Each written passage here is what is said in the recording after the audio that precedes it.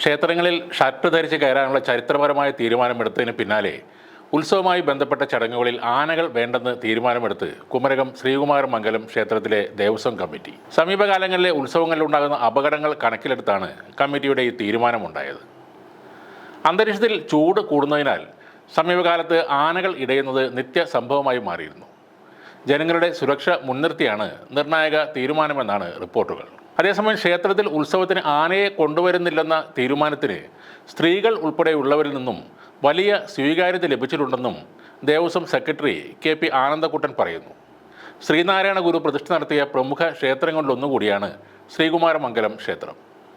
ക്ഷേത്രങ്ങളിൽ കരിയും കരിമരുന്നും വേണ്ടെന്ന് ശ്രീനാരായണ ഗുരു പറഞ്ഞത് ഒരു നൂറ്റാണ്ട് മുമ്പാണ്. ഗുരുവിനെ ദൈവമായി കരുതുന്നവരുടെ ക്ഷേത്രങ്ങളിൽ പോലും ഈ രണ്ട് കാര്യങ്ങളും പൂർണ്ണമായി ഉപേക്ഷിച്ചിട്ടില്ല. ആനയും കരിമരുന്നും മൂലം ഉണ്ടാകുന്ന നഷ്ടങ്ങളെക്കുറിച്ച് പലരും ബോധവാന്മാരല്ല എന്നതാണ് സത്യം.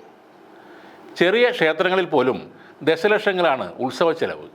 അതിന് കാരണമാകുന്നത് കരിയും കരിമരുന്നും തന്നെയാണ്. ഇത് ഒഴിവാക്കിയാൽ അപകട സാധ്യതകളും ഒഴിവാക്കാനാവും. ചെലവ് കുറയുമ്പോൾ ഉണ്ടാകുന്ന നീക്കിയിരിപ്പ് പാവപ്പെട്ട കുട്ടികളുടെ വിദ്യാഭ്യാസ ആവശ്യത്തിനോ മറ്റ് ഗുണപരമായ കാര്യങ്ങൾക്കോ ചെലവഴിക്കാനാണ് ശ്രമിക്കേണ്ടത്. ഇത്തരം പുരോഗമനപരമായ ചിന്തകരാണ് ശ്രീനാരായണ ഗുരു നമുക്ക് സമ്മാനിച്ചത്. നമ്മൾ പിന്തുടരേണ്ടതും അതേ ആശയങ്ങളെയാണ്. ആചാരങ്ങളുടെയും കീഴ്വഴക്കങ്ങളുടെയും പേരിലാണ് പല ക്ഷേത്രങ്ങളിലും ആന എഴുന്നള്ളിപ്പ് നടക്കുന്നത്. തൃശ്ശൂരും പാലക്കാടും എറണാകുളത്തുമാണ് ഇത്തരം എഴുന്നള്ളിപ്പുകൾ കൂടുതലായും നടക്കുന്നത്.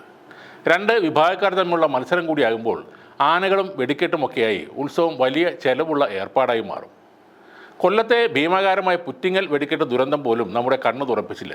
കാസർഗോഡ് നീലേശ്വരം 500 അമ്പലത്ത് പടക്കശേഖരം കത്തി 5 പേരുടെ ജീവൻ നഷ്ടപ്പെടുകയും 150-ൽ പരം പേർക്ക് പൊള്ളലേൽക്കുകയും ചെയ്തത് കുറച്ച് നാളുകൾക്ക് മുമ്പെയാണ്. ഓരോ ഉത്സവ സീസണിലും കോടികളുടെ ഇടവേളാണ് ആനയുടെ പേരിൽ നടക്കുന്നത്. കുറേ ആന ഉടമകളും ആന ബ്രോക്കർമാരും ചേർന്ന് ഈ സീസണിൽ കൊള്ളലാഭം കൊയ്യുകയാണ്. അമ്പല കമ്മിറ്റിക്കാർക്കും കാശുണ്ടാക്കാനുള്ളൊരു വഴിയാണ് ആനയും വെടിക്കെട്ടും.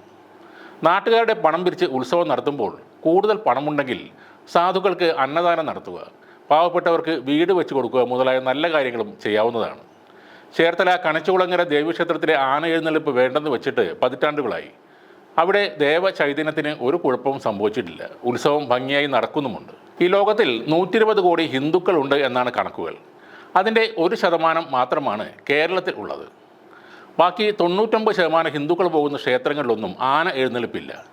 ഈ 99% ഹിന്ദുക്കൾക്കില്ലാത്ത ഭ്രാന്താണ് നമ്മുടെ നാട്ടിലുള്ളത്.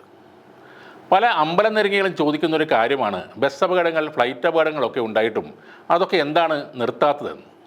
അതൊക്കെ ആധുനിക മനുഷ്യന് അത്യാവശ്യമായ കാര്യങ്ങളാണ്. എന്നാൽ ഈ ആനയും വെടിക്കെട്ടും ആവശ്യമുള്ളത് അതിൻ്റെ പേരിൽ പണം വെടുങ്ങുന്ന കള്ളന്മാർക്ക് മാത്രമാണ്.